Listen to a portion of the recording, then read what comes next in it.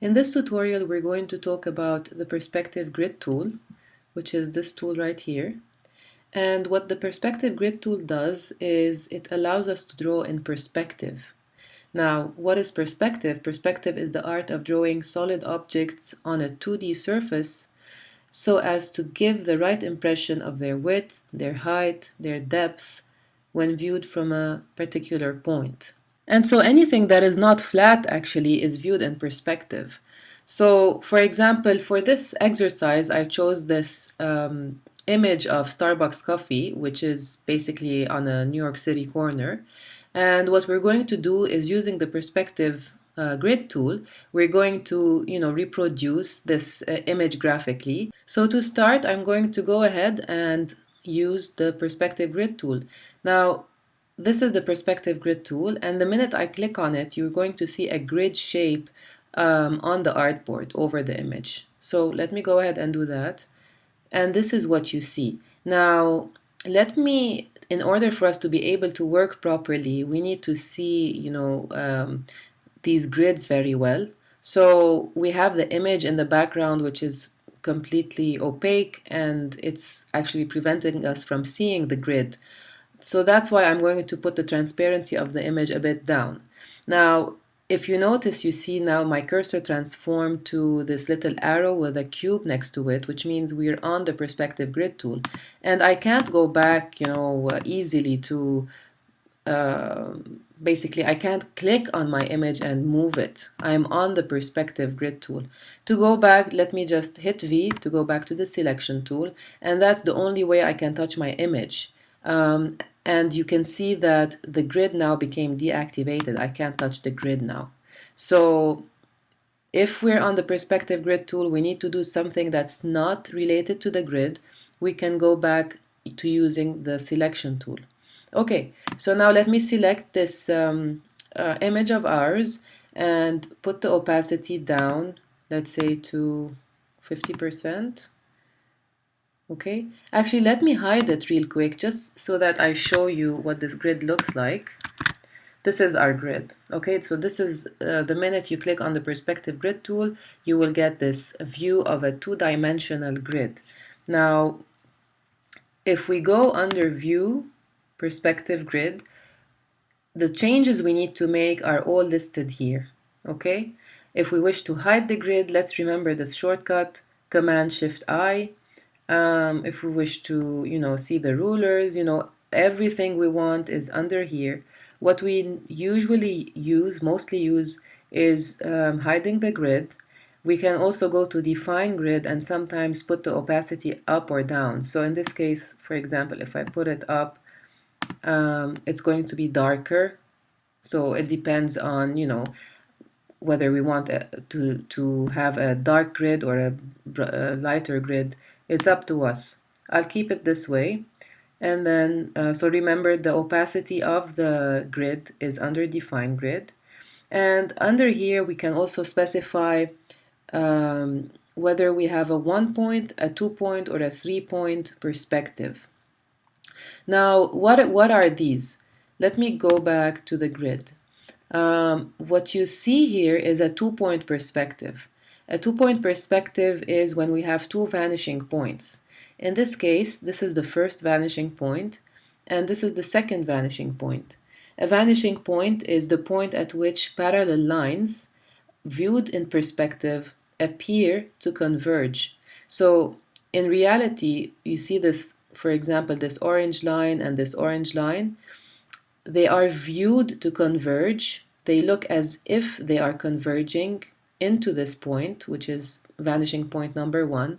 But in reality, if you stand in front of that Starbucks building, they are parallel lines. They are not converging lines. But since this is viewed in perspective, and this is where we are, and this is our eye level is where the vanishing point is, and the vanishing point is on a horizon line. This light green line that passes, where we have vanishing point 1 and vanishing point 2, this is called the horizon line, which is our eye level.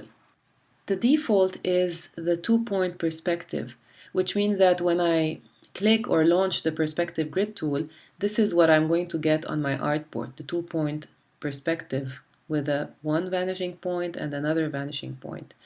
If I wish to work with a 1-point or a 3-point perspective, I find those under View, Perspective Grid, and they're right here. So if I go ahead and choose 1-point normal view for 1-point perspective, I'm going to get this view with one vanishing point. So this can be applied to any surface that has parallel lines. In perspective, the parallel lines converge to one vanishing point. The third option is the 3-point perspective, and in this case we have 3 vanishing points, one here and one at the right and then one at the bottom. So it depends on what the work is. For our case, we are going to work with the 2-point perspective because it applies to the image that we have. Now let me go ahead and unhide my image by clicking Command-Alt-3, and there we go. I have my image, it's in the background, and now I need to position my grid properly so that it matches with my image, and then I'm able to start reproducing it graphically. So what I want to do is go back to the perspective grid tool, because currently I can't even touch or do anything with this grid. I just see it, but I can't do much with it.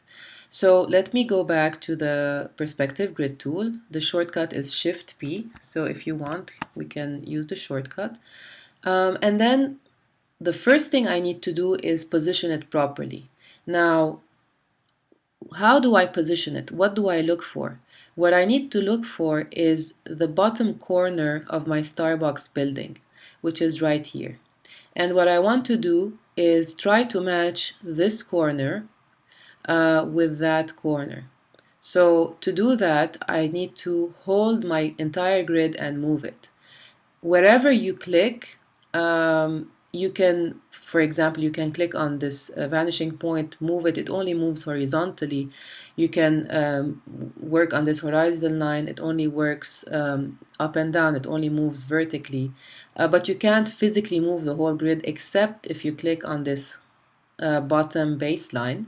So click on that rhombus, and then you're able to carry your entire tool and position it wherever you want. Okay, so now I want to try to match, as I said, the corner where we see the right orange plane and the left blue plane. I want to position the corner of that with my Starbucks corner. So again, I'll click on the bottom rhombus and just place that here.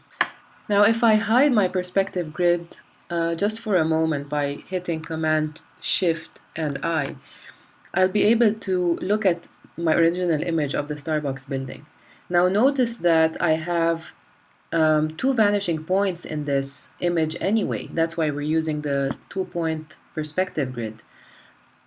If you look at this line, it goes all the way out to a certain point, and you can tell visually that there's another line coming from here and going all the way down there, and somewhere these two lines meet.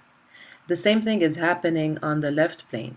So in order for me to be able to really match my grid with this building, the best thing to do is to trace this invisible line that's going to a vanishing point. So let me go ahead and do that. I'm going to take my pen tool and get rid of the fill color and use a nice red for the stroke, just for me to be able to draw a nice vanishing line, a transparent line, and be able to see what's happening in this drawing. So I clicked once there, and then I'm trying to match the base of the building. Okay, I'm done for the bottom, and let me add some stroke here.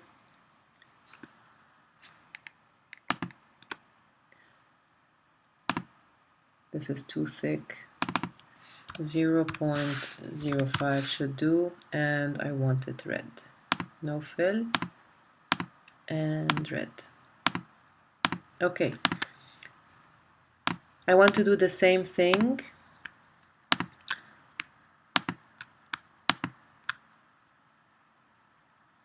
click on this vector point and draw a line that's going to the first vanishing point on the left and let it match the base of the Starbucks building. Okay, I succeeded finally. Alright, I'm done with the base. Let me do the same thing with the top. Let me change my stroke color now just so that we distinguish between the bottom and the top. So I'm using green this time. So I'll click once here, and what I need to do is just align my path with the top of the building. Okay, so perhaps somewhere here. No, I haven't aligned it yet.